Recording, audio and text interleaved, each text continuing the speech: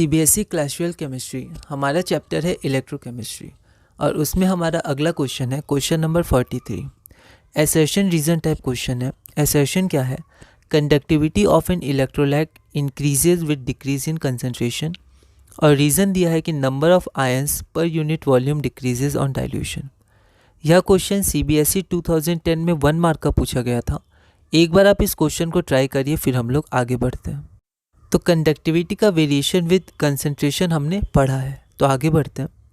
Conductivity of an electrolyte decreases with decrease in concentration, और यहाँ क्या लिखा है? Conductivity of an electrolyte increases with decrease in concentration. यह गलत है, क्योंकि कंडक्टिविटी है वो क्या होता है? नंबर ऑफ आयंस पर, मतलब कंडक्टेंस ऑफ द इलेक्ट्रोलाइट पर यूनिट वॉल्यूम। ठीक है, तो जब कंसंट्रेशन घटता है या फिर डाइल्यूशन होता है तो एक वॉल्यूम में नंबर ऑफ आयंस कम हो जाते हैं, जिसके कारण कंडक्टिविटी कम हो जाती है। तो conductivity of an electrolyte decreases with decrease in concentration. Reason क्या दिया है?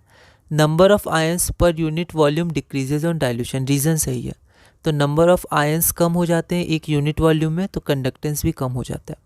तो एसर्शन आपका गलत है पर रीज़न आपका सही है। तो ये जनरली ऑप्शन नंबर सी होता है।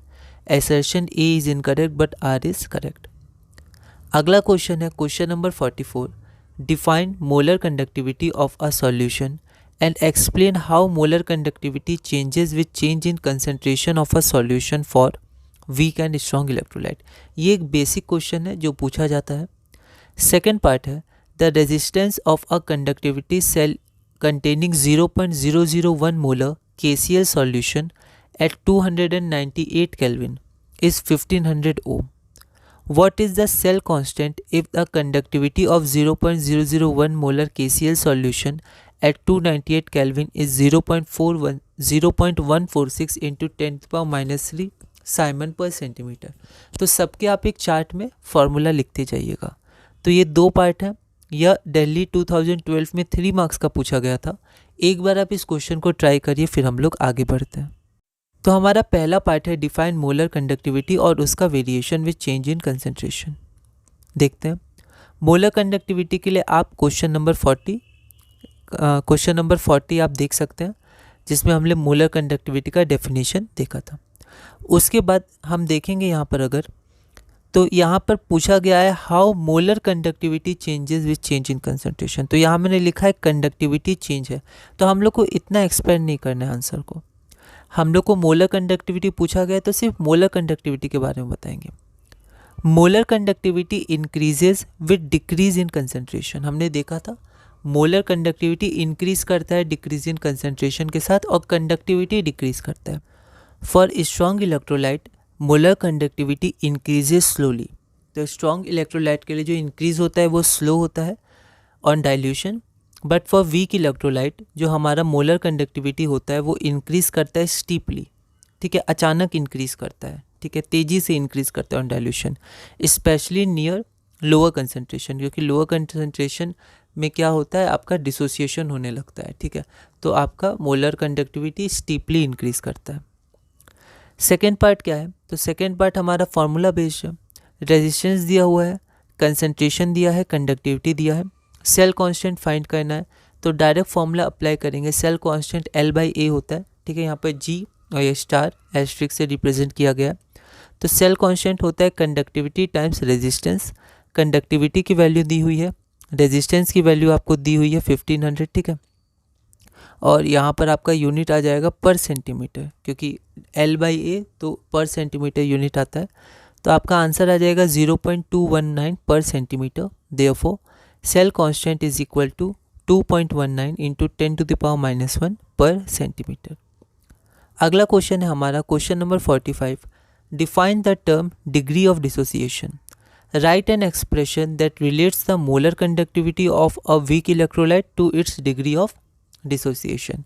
यह क्वेश्चन 3 मार्क्स का पूछा गया था। एक बार आप इस क्वेश्चन को ट्राई करिए, फिर हम लोग आगे बढ़ते हैं। तो डिग्री ऑफ डिसोसिएशन क्या होता है? The ratio of molar conductivity at a specific concentration to the molar conductivity at infinite dilution, जिसको हम लोग लिमिटिंग मोलर कंडक्टिविटी कहते हैं। उसका सिंबल ये होता है, नॉट आ जाता है, is known as degree of dissociation. तो ये एक रेशियो होता है। ठीक है, at any concentration C, if alpha is the degree of dissociation then for a weak electrolyte, तो रिलेशन क्या होता है, degree of dissociation is equal to molar conductivity of the electrolyte divided by limiting molar conductivity of electrolyte. तो आप ये language देख लीजिएगा और आप यहाँ से लिख सकते हैं। हमारा अगला क्वेश्चन है क्वेश्चन नंबर 46। पहला पार्ट क्या है, conductivity of 2 × 10⁻³ molar methanoic acid. तो कंसंट्रेशन दिया हुआ है, कंडक्टिविटी दी हुई है, मोलर कंडक्टिविटी निकालना है और डिग्री ऑफ डिसोसिएशन निकालना है।